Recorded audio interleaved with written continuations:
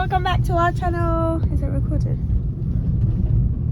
It is. But where am I? Oh, okay. No. Welcome back to our channel. It is me, Jamila, and Marcelo. And for today's video, we're going to be sharing sharing with you the worst marriage advice we have ever received. Can you think of anything? No. You can't think of any marriage. You didn't receive any marriage advice all these years, 8 years, and you have no marriage advice. You haven't been seeking help. No, I don't remember any at the moment. I've seen good advices. I can remember the good ones. I don't remember the bad Well, ones. this is not about good advice. We want to know bad advice. Oh, look, someone left their scarf here. Anyways, so I will start. Excuse me. Pay attention to the road. Don't worry about the scarf. The worst advice I have received. There are many. So, You still remember them? of course I do, because I want to teach everyone not to follow those advices. Number one, the worst advice I've ever received was, not the worst, one of the worst, is when you have any issues in your marriage, don't seek for help. Clearly this person doesn't know what they're talking about. If the advice was don't go and share your personal business to random people, then yeah. But I was very naive when I was younger, so you know, it's them ones that you just take whatever advice is being given to you. And I will say that this advice contributed, let's say, 5% of the issues that we went through in the first 4 years, because I wasn't seeking advice. I mean, did get married at 19, so when I was facing difficulties, I didn't, of course, ask for help, because this advice actually came from someone that is in the faith, you know, is a Christian. This advice came from someone that is very close, is very close to me. So I was like, okay, so if this person's giving me this advice, then maybe it's a good advice, because apparently this person received this advice from someone else. Maybe the person received this advice but with a little extra at the end, kind of like don't seek help from people that won't help you. Maybe it wasn't don't seek help at all, because it doesn't make any sense, right? But after 4 years, that's when I realized that advice needs to go right in the bin, in the trash. Not even recycling, because it can't be reused. It just needs to go straight in the trash and never used again. Number two, Marcelo, you don't have nothing. You don't want to take number two? I don't remember. Okay, I'll just speak. I can speak the good ones. This is about bad advice. We want to know the bad advice. Oh, there was once, I think, after I got married, my uncle told me, oh, what about that ex-girlfriend? I said, I don't know about her. He was like, man, you're foolish. This guy, now that he got married, he forget about the other girlfriends. You can't do this. He told me that. Of course, I didn't hear him. I was just like, okay, cool. What do you mean? Are we meant to be creating a phone book with ex-girlfriends just in case? Like, please, bye. I don't want to know who this uncle is. I want to keep good eyes. Let's just leave it at that. Number three, the bad advice I received is, oh, this one was interesting. I think it was mentioned in other videos that when you get married, you should get a prenup. Okay, prenup. Prenup is like, if you get divorced, I don't have to give you any of the things that is in my name. You know these things. Sometimes I see, you know that guy, a finance YouTuber that we used to watch. He's doing this with his girlfriend if he gets married. I actually believe you just like putting a limit or expiry date into your relationship. Yeah. Because you're kind of like, okay, one day we're probably gonna split up, because you don't fully trust your partner at the end of the day, to be honest. Because he has a lot of money and she doesn't have as much. apparently he's like securing himself. I don't know if this is that's what they say. That's what they say. I'm just like, if we love each other, we can split. We can do this. I don't think you love each other, my friend. Just put an expiry date into your relationship. And I know, like, for instance, once again, this advice was from someone that is a Christian, someone that is very close. That this advice is very dominant amongst people nowadays, especially when people are financially independent. Also back in the days, the older generation, that let's say the wife or the woman was very dependent on the husband and very restricted in what she could and what she couldn't do, and then the husband found like a lover and then left her, and then she was left with the kids with nothing. People are just very extreme, to be honest. But I think there is that bit of oh yeah, so like back in the days, or the women were very dependent on the men. Of course, that's not bad at certain stage, to be honest. You don't know how the limit. Yeah, you don't know the relationship of that person. Of course, if he's abusive, or I put the money in the table, you can't say anything. That's a completely different thing. But sometimes the women, they like it. They like, my husband is going to work, I'm looking after the house. He doesn't throw into my face that he's the owner, he has the money, he brings the money. You have to have balance. You can just take everything that people say, just, okay, I'm gonna add this into my marriage. I was kind of shocked, and I had to kind of like really be careful, because that really played in my mind for a bit. And if I wasn't like connected with the thoughts of God, that would have really got me.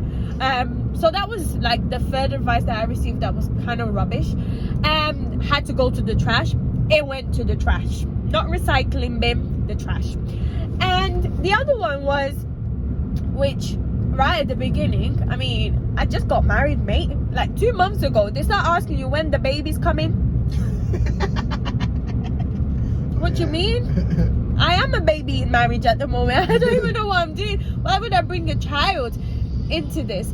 And then it's like, oh, you need to have a baby. Sometimes people speak about babies as if it's going to guarantee a marriage and your relationship. That's so bad. We all know that's not a fact. I mean, this is like an old fairy tale, an old story that they used to tell us back in the days, and we all know it doesn't work. I think we just need to think a bit. I mean, many of us come from backgrounds where, we are fruit of one of these why things. Would you do that, mate?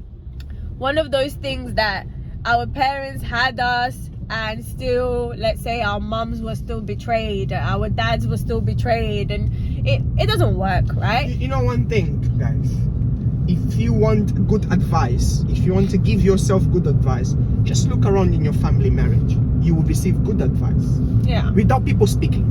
Just look around. You have very good advice around you. You don't need people to talk to you, to be honest. Just look around. I looked around. When I came to the faith, I looked around. I didn't have many people give me advice about marriage, but I looked around. I saw my parents, I saw my uncles, my aunties, and I received good advice without talking to me. Just look around. You will see what you want, what you don't want in your relationship. You will see things that you want to add in your relationship. You will see a lot of things. Sometimes, of course, seek for advice, which is good, but sometimes you don't need. Just need to look around. You see people's experiences and you get advice for yourself. Yeah, it's that thing of learning from other people's mistakes. Exactly. Yes. Yeah, that one. Learning from other people's mistakes. Well, there's some wisey pansies that want to make their own mistakes so they can learn, unfortunately, but good luck to you, brother, sister K. But yeah, we have our own perspective on kids. I don't think that kids, I'm not going to be answering here whether we're having kids or not. That's something personal to us. However, I don't feel kids should be something you should rush into. I think it's something that you should be thought about very, very carefully. The same way that you think about marriage very carefully. You think about how you're going to invest your money in your finances very carefully. You should also think about kids very carefully. Especially us that maybe have come from a background where we were traumatized because of our parents' decisions or their bad relationship. I also think about that. I don't want my child to have to go through certain situations. That's why I'm very happy that we have invested only in our marriage for the past 8 years, because even if we were then to have kids now, at least that we are at a stage that we know how to deal with certain situations in our marriage. The last one, when they say that your family, you know, mom, dad, brother, sister, these are your family members. No, actually, these are now your relatives. The moment that we got married, they became our relatives. And the moment we got married, we became each other's priorities, and everyone else has become second place at that point. Of course, God is first place. Let's say we are second and everyone else is third place. So why is that very important? Because if we don't know our priorities, we are going to start investing and giving attention to the wrong things.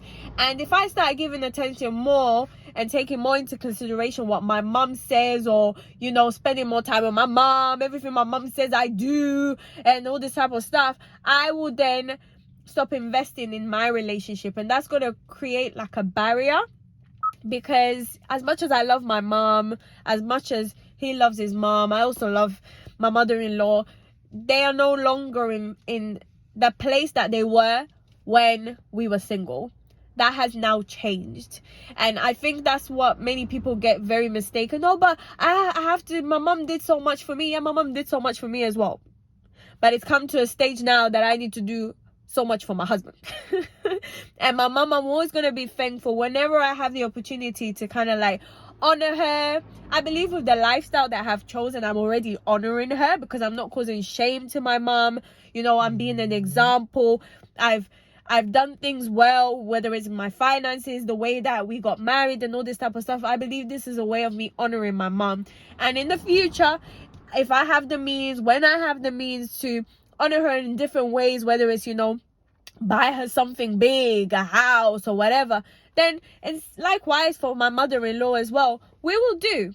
There's no doubt about it whatsoever. We will do. However, my priority now is not my mother, my brother, or anyone else. It is now my husband. God, then my husband. And that's what sometimes culturally many people don't get right. And that's why you have family members meddling into their marriage and all this type of stuff. So that was one of the advices that I see a lot, especially with our culture, that I had family members trying to put in my head. No, you need to help the family. No, actually, I need to sit down with my husband and see, can we help? And if he agrees, then we're going to help. And if he doesn't agree because of whatever reason, because we have our, you know, our personal goals, then I'm not going to help, because it has to come from both sides. So yeah, these are the bad examples that we have. Do you have anything to add? No. He's a man of very little words. Yeah, so that's the end of the video. I hope it helps. And I know I speak a lot, guys, but what's the point of a video if I don't speak? Go look at the walls. They don't speak. But if you're watching this video, I hope you liked it. Don't forget to like and to subscribe. Until next time, bye.